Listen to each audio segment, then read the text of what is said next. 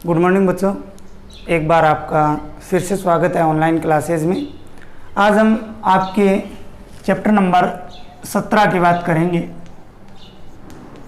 Chapter number 17 की बात करेंगे। देखो, ये जो है आपके यूनिट नंबर 5 जो आपके बॉटनी की लगती है। किसकी लगती है? बॉटनी की आपके लगती है, उसकी हम बात करेंगे। 5 नंबर यूनिट के 17, 18, 19 और 20, इसमें चैप्टर 17, 18, 19 और 20 4 चैप्टर इसमें दिए हुए हैं। सबसे पहले स्टार्ट आपके हैं 17 नंबर चैप्टर से, जिसका नाम है आर्थिक वनस्पति विज्ञान एवं जो मानव कल्याण है वो इसका क्या है? नाम है। क्या नाम है? आर्थिक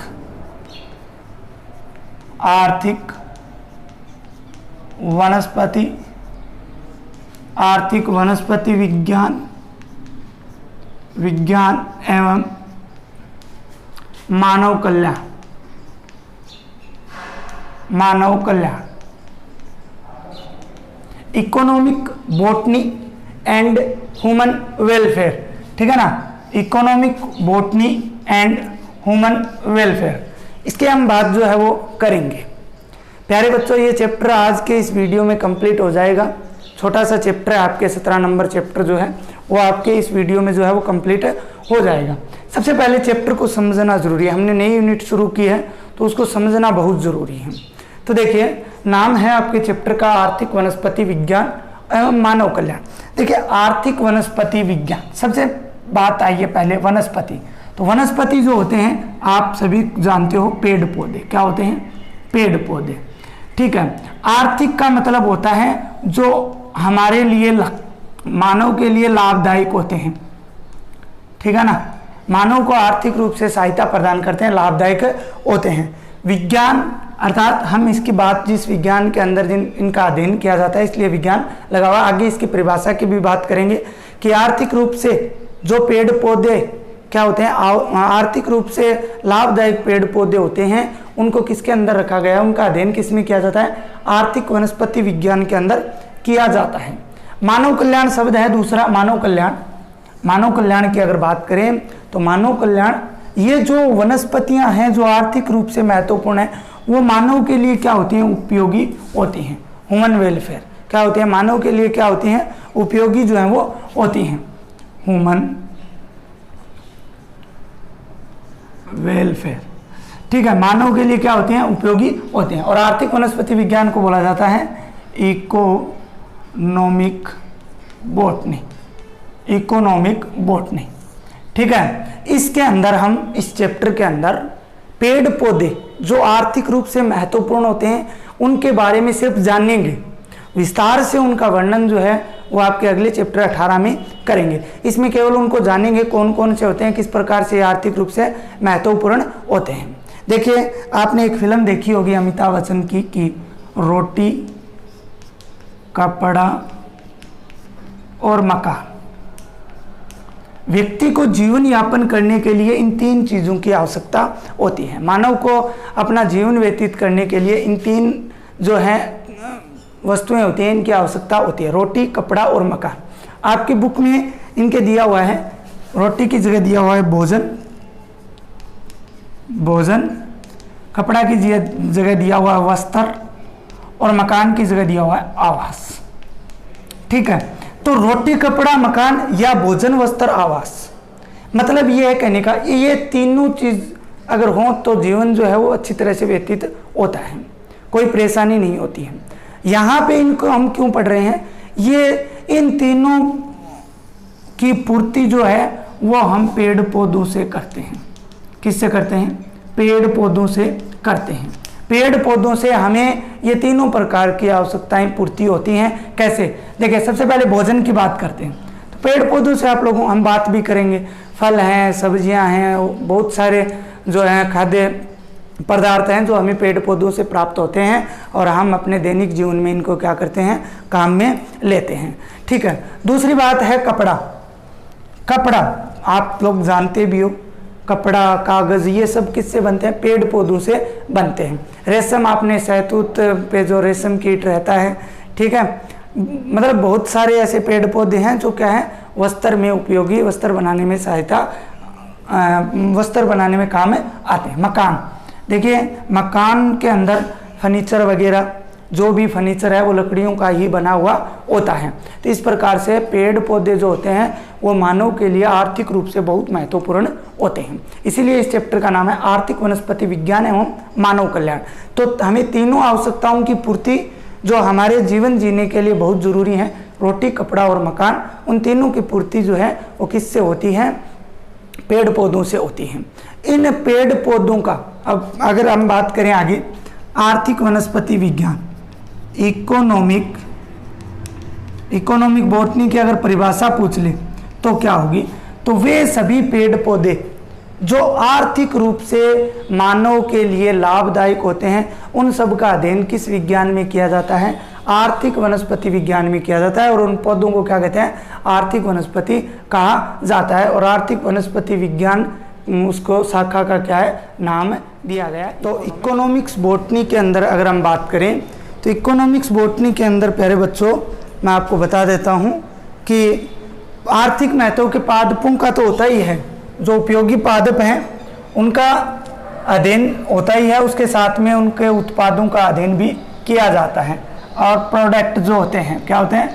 प्रोडक्ट्स जो होते हैं, प्लांट्स जो थे उपयोगी प्लांट्स, वो तो होते ही होते हैं, उसके साथ में जो उपयोगी उत्पाद हैं उनका भी अध्ययन जो है वो किया जाता है। और ये भी क्या होते हैं? मानव के लिए जो है महत्वपूर्ण होते हैं।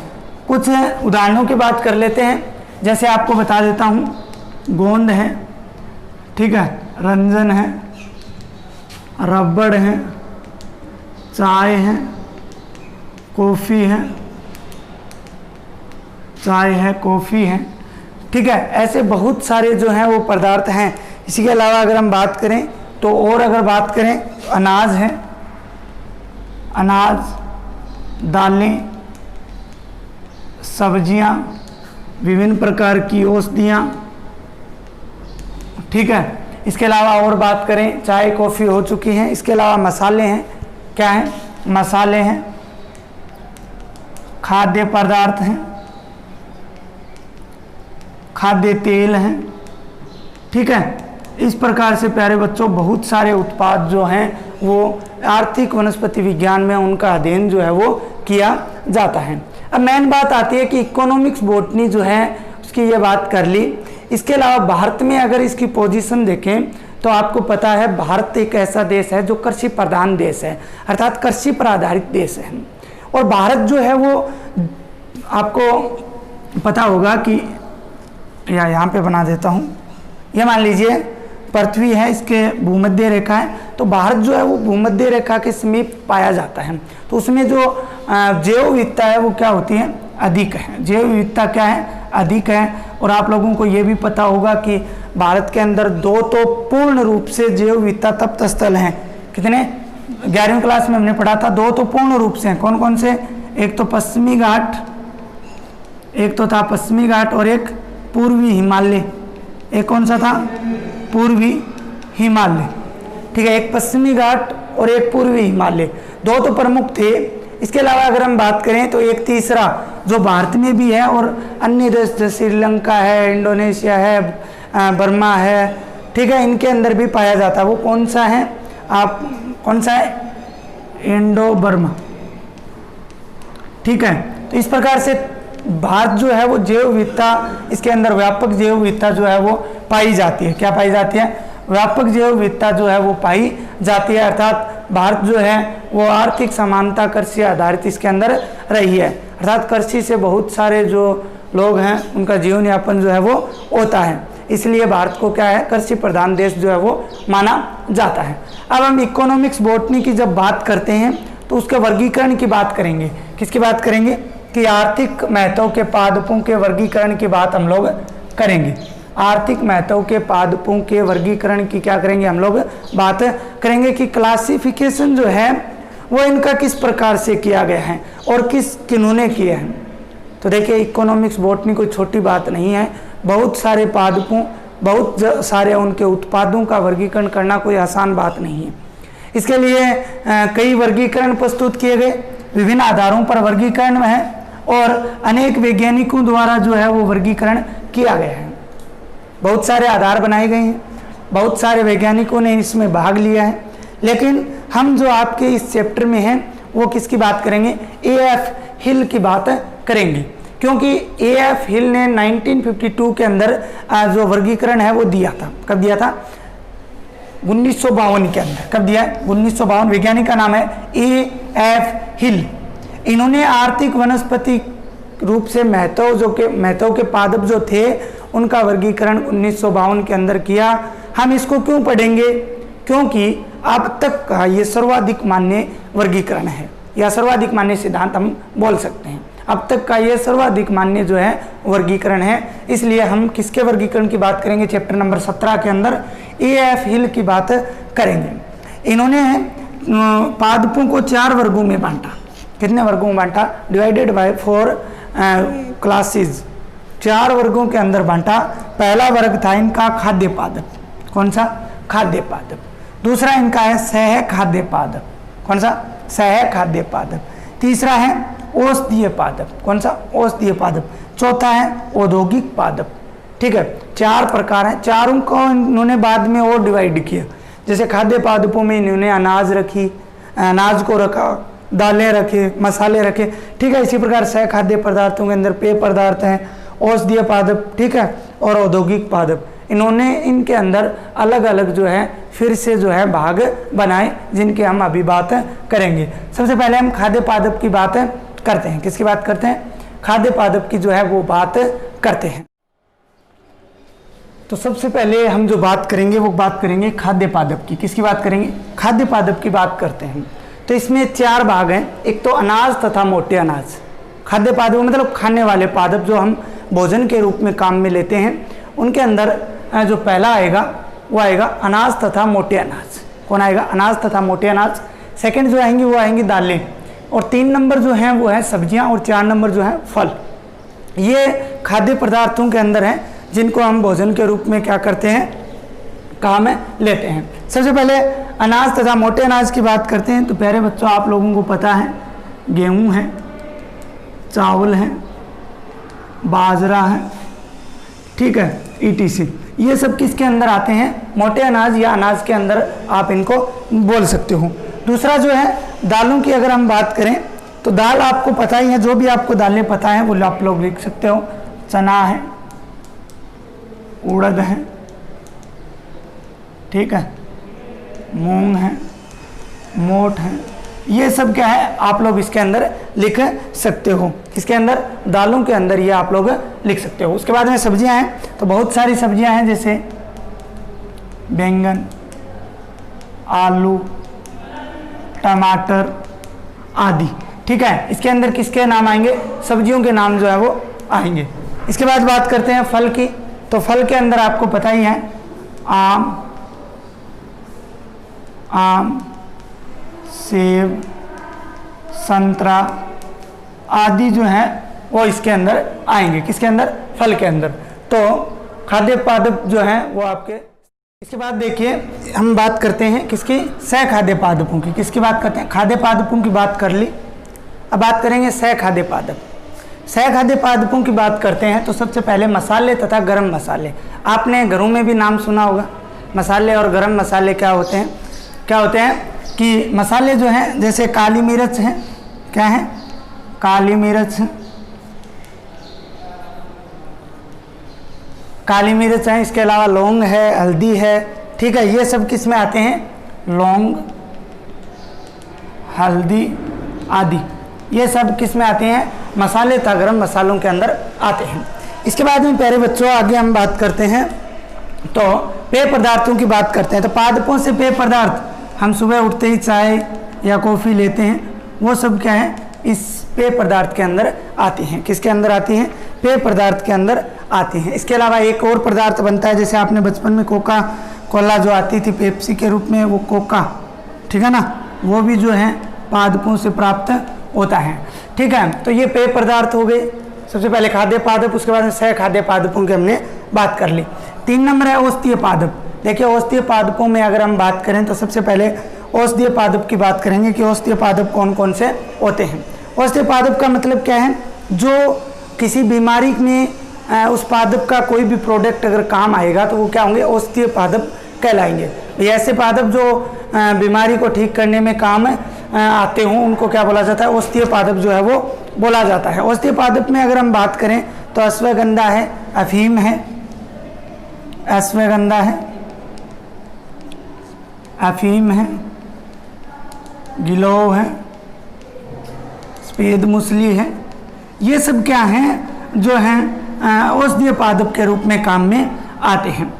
ठीक है, अब देखिए दूसरा शब्द जो दे रखा है वो है धूम्रपान, च्यवन तथा मादक पदार्थ के रूप में, नशीले पदार्थों के रूप में ऐसे कौन से पादप हैं जो काम में आते हैं। तो आपको बता देता हूँ, तम्बाकू है, सुपारी है, ये सब इसके अंदर काम में आते हैं। तम्बाकू, सुपारी, सुना आपने, ये सब पेड़ पौधों से ही प्राप्त होते हैं। तम्बाकू की तो खेती की जाती है, आप लोगों को पता ही है, कक्षा 10-11 के अंदर भी आपने पढ़ा है। ठीक है, सुपारी जो है वो भी पेड़ पौधों से प्राप्त की जाती है। इसके बाद में प्यारे बच्चों 4 नंबर जो है औद्योगिक पादप। क्या है, औद्योगिक पादप। 4 नंबर जो औद्योगिक पादप हैं, देखिए औद्योगिक पादपों की बात करते हैं तो प्यारे बच्चों इसमें हम 1 2 3 4 5 6 7 भागों की बात करेंगे। इसमें रेशे वाले पादप भी आएंगे, टिम्बर पादप की बात करेंगे, रबड़ पादप की बात करेंगे,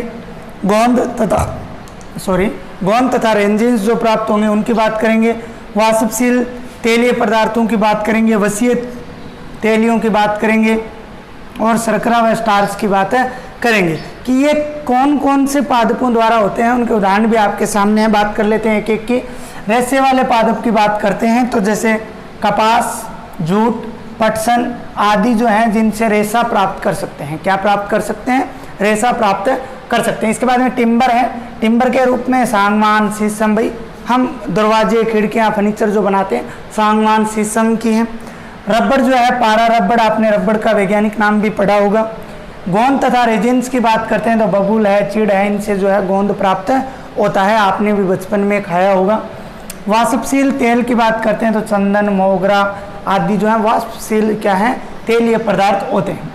वसायुक्त तेलीय पदार्थों की बात करते हैं, आगे वाले चैप्टर में इनका वर्णन पढ़ेंगे। सरसों, मूंगफली, नारियल, ये सब क्या है, वसीय तेल होते हैं। और लास्ट है शर्करा व स्टार्च, गन्ना जिससे चीनी बनती है, शर्करा जिसके अंदर होता है। इसी प्रकार चकुंदर, अखरोट, साबूदाना आदि जो क्या है, साबूदाना इसमें और लिख सकते हूँ, ये सब क्या है, शर्करा व स्टार्च इनसे प्राप्त होता है। तो प्यारे बच्चों इस प्रकार से आपका चैप्टर नंबर 17 आज एक ही वीडियो में कंप्लीट हो जाता है। तो कल हम अगला चैप्टर 18वां चैप्टर है उसकी बात करेंगे, जो बड़ा चैप्टर है लेकिन हम उसको बहुत ही शानदार तरीके से पढ़ेंगे। सभी के वर्गीकरण दिए हुए हैं, अलग अलग वैज्ञानिक नाम, उनके उन्नत किस्में भी दी हुई हैं, उन सब की हम जो है विस्तार से बात करेंगे। तो वो कौन सा चैप्टर होगा, 18